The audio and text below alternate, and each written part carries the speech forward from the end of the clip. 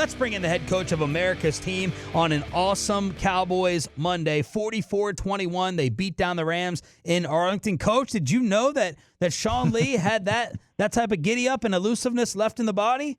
Yeah, Sean's a hell of an athlete. Fish, I think you mentioned it. He was a great high school basketball player, so we tease him about that all the time. We've shown some of his exploits in team meetings every so often, so we kind of knew it in-house. He has that kind of ability.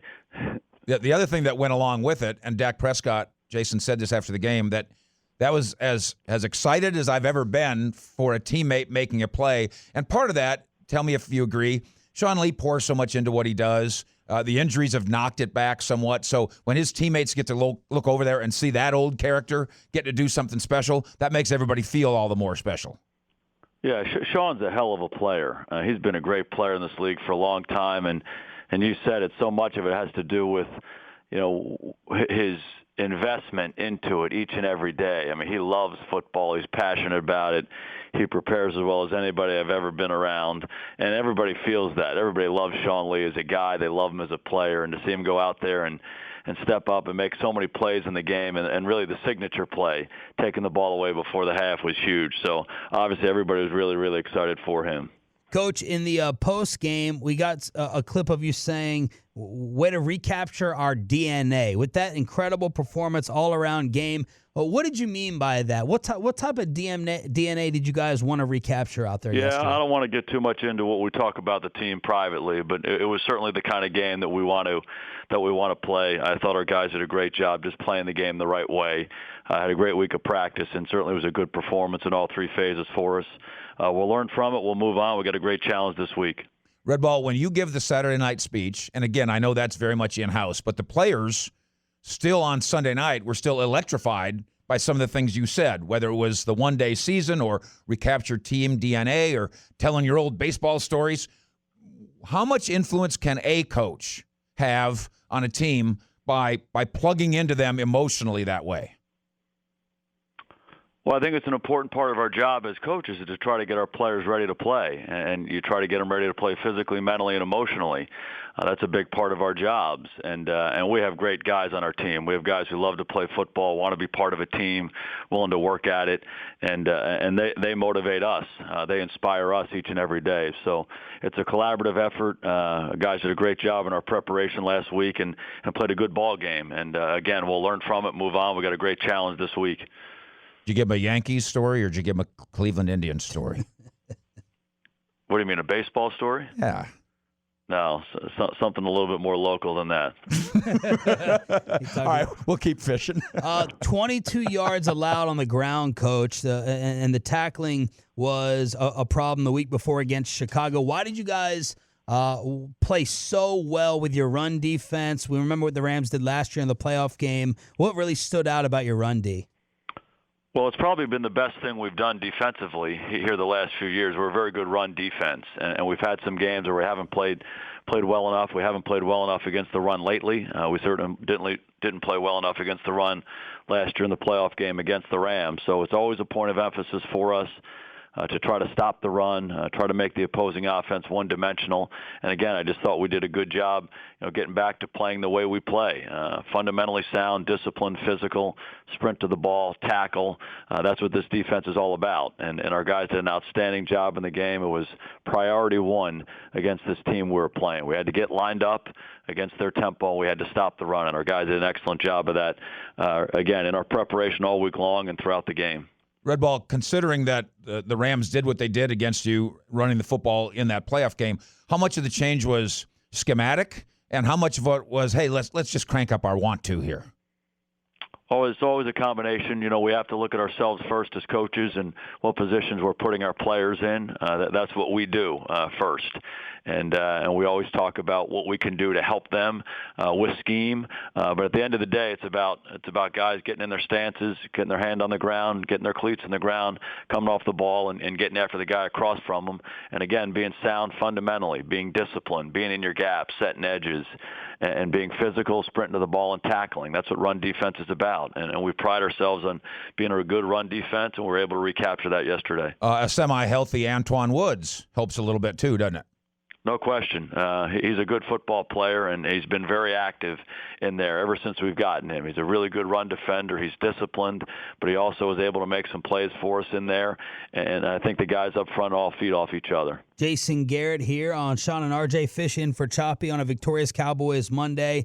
To borrow a word from you, I thought Zeke's spirit yesterday was jumping off the television screen. He looked like he ran so hard. I know he has been recently. Games have gotten away a little bit. What did you think of Zeke and the offensive line's performance throughout, Coach, with the way they performed yesterday? Yeah, I thought they were outstanding. The game was going to be won on the offense and defensive lines, and we talked about how well we played run defense. But the flip side of that was we had to be able to run the football against these guys, and it starts up front. They have an excellent defensive front. Aaron Donald is an elite player. He's a fantastic player, and the other guys they have up front are really, really good players. And so we had to be able to come off the ball and hit them in the mouth and run the ball north and south against them. It starts with the guys up front. The tight ends had to be a part of it. The receivers had to be a part of it. The fullback had to be a part of it, but certainly Zeke and Tony Pollard were going to be a big part of it. And, we pride ourselves on being physical. Zeke prides himself on finishing forward at the end of runs and making a statement over the course of a ball game. And he was able to do that. And then when Tony Pollard went in there, he injected some juice into it, but he was also physical running the football. And that was going to be a big part of the game, and the guys responded really well to it. What can you say about the job that Suafilo did on Donald? In a couple of the highlight plays, it looked like he held up very well without getting into scheme or anything. What would you think of the job that Suafilo was able to do? Yeah, again, Aaron Donald is an elite player. He is a great football player, and he's been the defensive player of the year in the NFL, and he's worthy of that. And he's just a hard guy to block. And you see it every week on tape. He beats guys in the run game. He beats them in the pass game. He beats singles. He beats doubles. He's just that kind of a player. So, Xavier and Zach, depending on the formation that we're in, those guys were going to be challenged the whole game. And I thought they did a really good job, containing him, controlling him, not allowing him to wreck the game like he typically does.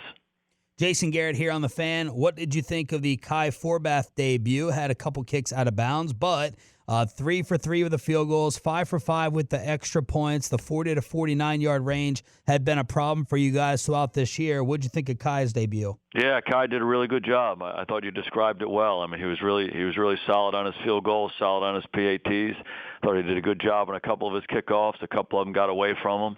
But, again, that's something that we'll just work on and we'll try to get better at. But he did a really good job for us, and it's so important for us to be able to cash in on those drives. I thought we drove the ball well really throughout the ball game, and sometimes you're going to bog down. You're not going to be able to score a touchdown, but you got to come away with points, and he allowed us to do that. Jason, the kickoffs out of bounds, that should be easily fixable, right? That should be the easiest part of his game. Yeah, we should be able to get that addressed this week. Okay, good. Now, I'm interested if you agree with me that, like your late father before you, you're a teacher at heart. Would you agree with that? Absolutely. All right. Teach us something about the world of coin flips. Can you detail what happened from the time when I think you might have said we want the ball, because that's what Tank Lawrence thought, and then Tank claims that he wanted to change it himself, and then Dak, of course, says I just said too many words and got it all jumbled up. What's your take on it all? Yeah, I don't want to get into too much detail the whole thing, but obviously we didn't get the whole thing communicated the way we normally do, and thankfully they had the audio there and it got it all rectified. So it wouldn't have been a good thing if they were able to get the ball at the start of the game and at the start of the second half. But again, it all worked out, and we got it all managed. So those guys handled it, and we were able to move on. I thought something that was really good about our team was that they were going to respond regardless, and that we weren't sure if we were going to get the ball coming out in the second half, but our defense was ready to go, and I thought that was a really good thing, a good sign of the spirit our team had yesterday. Now teach us this. Philosophically, and I think you mentioned this last night, you didn't have much awareness of what was going on with the Eagles. So for a coach or for a team, understanding of the standings and then a little scoreboard watching, what are the pluses and minuses of being involved in any of that? I think it's important to focus on what we're doing, and I think if anybody reflects on anything you do in life, in football, outside of football, if you focus on what you're doing, the task at hand, that's probably when you're going to perform best. If your focus and attention is on something else, not what you're doing. It's going to give you less of a chance to be as good as you can be at what you're doing. So that's really my philosophy. It's always been my philosophy. That's when I perform my best. When I'm thinking about something that happened yesterday, that's not really helping me. Something that may or may not happen in the future, that's not really helping me. Lock in on what we're supposed to do right now, and that's really the only thing that matters.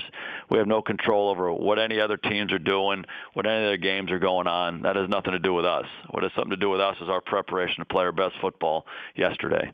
You usually give your players and sometimes Jason Witten a pretty good pop on the sideline after a great play. I didn't see if you popped Jason yesterday after that turn back the clock catch. What'd you think of that play, and did you make contact on the sideline with 82? Yeah, it was a hell of a play. It really was. That was an important play in the game if you think about it. You know, you're driving the football like we did. You get into that 3rd and 10 situation. You want to be able to cash that drive in. You want to be able to score a touchdown. And I thought Dak did a really good job kind of standing in there and delivering a strike. And Whit made a great play on his back shoulder. And, he's just that kind of a player. He's been that kind of a player throughout his career. He just always does what's necessary to make the play, whether it's in the run game or the pass game. That's why he's been so productive for us. And, I don't know if I gave him a real good shot when he came over, but, we definitely had a little interaction. And, I just think the world of the guy. Has been a great player for us, a great person on our team, a great example. And he was big in the game yesterday. Came up big when he had opportunities, particularly early on in the game. And, when we threw him the ball, and no bigger play than the one he made for the touchdown. Coach, was Dak's finger bothering him at all with his delivery yesterday? I don't think so. Any other injuries that you guys are nursing or are worried about? Well, Luke Gifford broke his arm, so we'll figure out exactly what we have to do with him. Trying to think who else got banged up in the game. Joe Thomas. Yeah, Joe Thomas. We're optimistic about him going forward. CJ with a thumb, right? And CJ with a thumb. So, again, we'll have to sort out what he's going to be able to do or not do. I know the doctors have to give that thing some attention. So we'll check on those guys in the morning and see what their status is as we go. Coach, great job. Great game. Congratulations. And we look forward to the trip to Philadelphia. Thank you so much, and congrats. Okay, guys. Have a great week.